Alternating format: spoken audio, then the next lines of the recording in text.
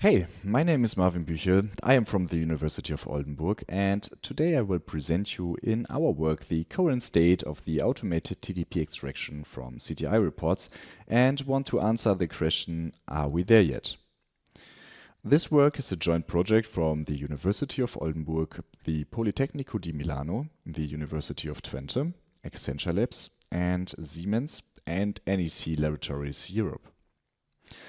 Cybersecurity experts are writing articles, blog posts, and other type of reports after cyber attacks to document important information about the attack, like the target, specific techniques the attacker used, the impact of the attack, and maybe the motivation of the attack, and so on. This cyber threat intelligence is used for proactive defense, analysis of the attackers, and to discover general trends in the hacker community itself.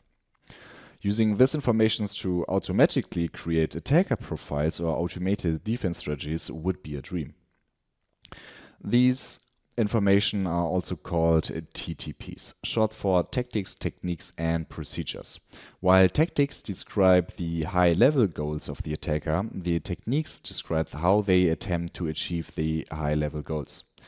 The procedures describe the specific method or tools for that technique to achieve their goals.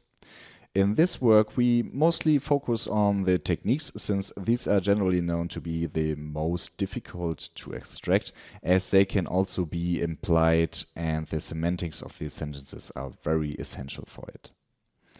However, there's one big problem. The reports are typically written in natural language, which is not well suited for comparing or aggregating information in automated systems. And that's why the community is trying for 10 years to automate it and extract important informations like the tactics, techniques, and procedures of the attacks to enable the proactive defense. To structure this data, the community has largely adopted the MITRE ATT&CK framework. It is essentially a comprehensive library of all the ways adversaries can attack a system. It breaks down the attack into the TTPs that we have heard from the last slides. Think of it like this. A thief tactic is to break into a house to steal something. The technique could be picking a lock, and the procedure would be the specific type of lockpick they used. Crucially, every single item in the attack framework has a unique ID. This is key because it gives us a structured, machine-readable label we can extract from the CTI reports. The goal is to automatically map a sentence like the attacker modified the Windows registry to its corresponding attack ID, in this case T1112. To understand the current state of the art, we conducted a thorough literature review. For that, we started a comprehensive keyword search on the platforms DBLP and Google Scholar for any papers published that dealt with extracting threat behaviors since 2015, the year MITRE ATT&CK was released.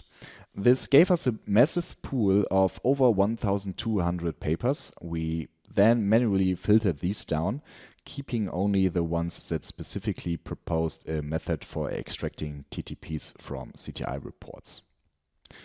After a final round of citation searching, we ended up with a core set of 40 relevant works.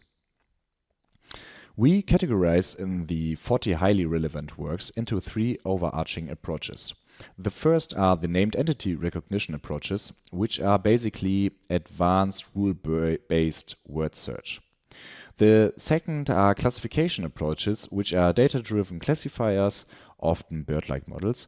And the third are the latest generative large language models like Meta's LLaMA 3.1 or OpenAI's ChatGPT models like GPT-4o.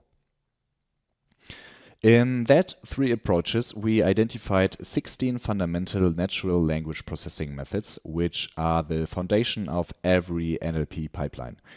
Each presented work consists of a composition of NLP methods within the general approach. The composition of the individual methods in all the works is quite unique, as we will see shortly. which is why the works usually differ fundamentally from another in terms of methods. For the sake of clarity, I will only go very briefly into the exact methods.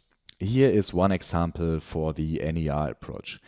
This sentence runs through the NER pipeline below and is adjusted slightly in each step to increase the performance, such as part of speech tagging, lemmatization, or the related word detection, where word forms are adapted for a higher recognition rate. In the end, the MITRE ATT&CK IDs can be assigned to the sentence, which is the basic idea of the TTP extraction. There are also different methods for classification approaches. In the first step, we wanted to analyze the sentences we wanted to analyze is converted into a semantic embedding vector using an embedder model. After that, there are various methods, such as typical supervised classification network or a classification based on the semantic similarity of the sentences. An attempt can also be made to further improve the model with synthetically generated augmented data. The generative approaches uses large language models that are used with a prompt to extract the TTPs. There are various so-called in-context learning methods that enrich the prompt with additional information such as RAG or future prompting. Traditional supervised training is also used here as a successful method to increase the performance when extracting TTPs. For an overview, we have collected all works for each approach and classified them in tables to observe general trends, like specific NLP methods they are using, which data sets they are using for training and testing, which ontology they are using, and minor approach specific informations. When we looking at the methods, there is not a clear composition of NLP methods that seems superior or more common than others. But if you want to compare the works and trying to figure out which works the best, we notice some problems. Almost all works using their own data sets for testing, and some are using their own ontologies instead of the large MITRE ATT&CK framework with many more classes. Here's the table for the classification approaches, and similar to the NER works, they are using their own custom datasets. And for all generative approaches, as you can already guess, it's the same. So we have these three approaches, but we cannot compare them properly. Existing solutions are largely incomparable because of the custom datasets. The most works are not open source or using different TTP ontologies or using some handcrafted optimizations. And that's why we conducted our own empirical study to resolve these problems. We evaluated everything in a unified framework with the same datasets and the same TTP ontology. We'll come back to the details later. We re-implemented all of the 16 identified NLP methods and compare the effectiveness of these methods in various combinations. And we conducted over 100 experiments to back up our claims and to test different NLP pipelines under different scenarios to also test the real-world performance. To ensure a fair comparison, we needed standardized data sets and evaluation scenarios. We choose two of the best available public data sets. TREM2, which is a common test set by MITRE, which contains labeling of the 50 most common TTP classes in CTI reports in general, which we use for our qualitative claims. And the second, the ANU-CTR from Bosch, which is a smaller dataset but covers more unique TTP classes, which we use for our quantitative claims. Then we define two evaluation scenarios. The first is a closed set scenario, what most papers do. You know exactly which TTPs might appear in the test set, and you can optimize your model for them. The second is the open set or real-world scenario. Here, the model has to be ready for any possible TTP from the entire attack framework, which is a much harder and more realistic test. So you don't know in beforehand which TTPs will occur in the test set and this will also happen in the real world. So what did we find? Let's start with the closed set scenario, which is the most common scenario in the related work. This graph shows the performance of the three approaches with a subset of the most common TTPs. So top 10 most common TTPs, then the top 25 most common TTPs, and so on. We increase the number of possible techniques classes they have to identify to make the task more complex in every step. The solid lines are the F1 scores. The blue lines represent the best NER approach, the green line the best generation approach, and the red line the best classification approach. While with a small subset of just 10 labels, all approaches performs similar in this same range, the distinction between the approaches are more visible with an increasing number of classes to predict.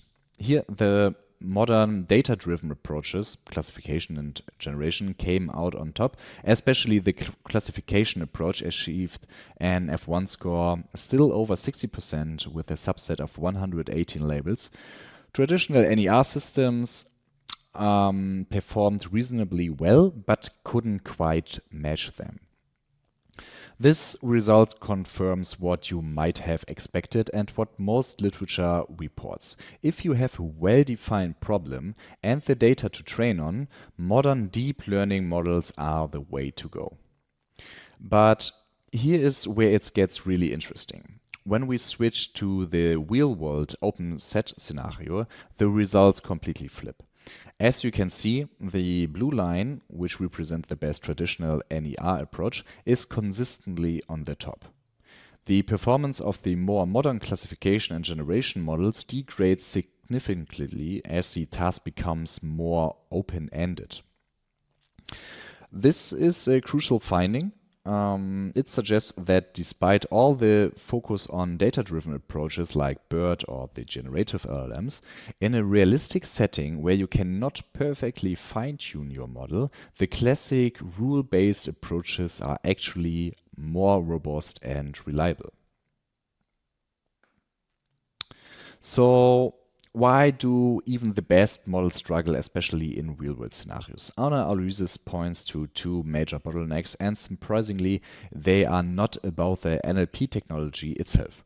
The first and biggest bottleneck is the data. There simply aren't enough large, high-quality, public available datasets for training and for the evaluation. The ones that do exist are small and cover just a tiny slice of the attack framework. We found that tricks like data augmentation don't really solve this underlying problem. The second bottleneck is with the attack framework itself. We found many cases of so-called label confusion, where two different techniques are so similar that it's nearly impossible to tell them apart from a single sentence. For example, modifying the registry to achieve persistence is a different technique than modifying it to hide informations, but the action itself looks identical. This ambiguity creates performance ceiling that no model can break without more context than just one single sentence.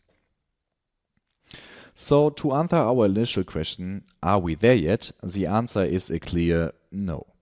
Automated TTP extraction is still an open research problem, and current approaches are not yet reliable enough for fully automatic practical use. Our key takeaway is that the path forward doesn't just lie in building more complex NLP models. The field is held back by a lack of good data and probably by ambiguities in the definitions we are trying to classify. For practitioners, this means you need to be cautious. There's no silver bullet. The best approach depends on your specific needs.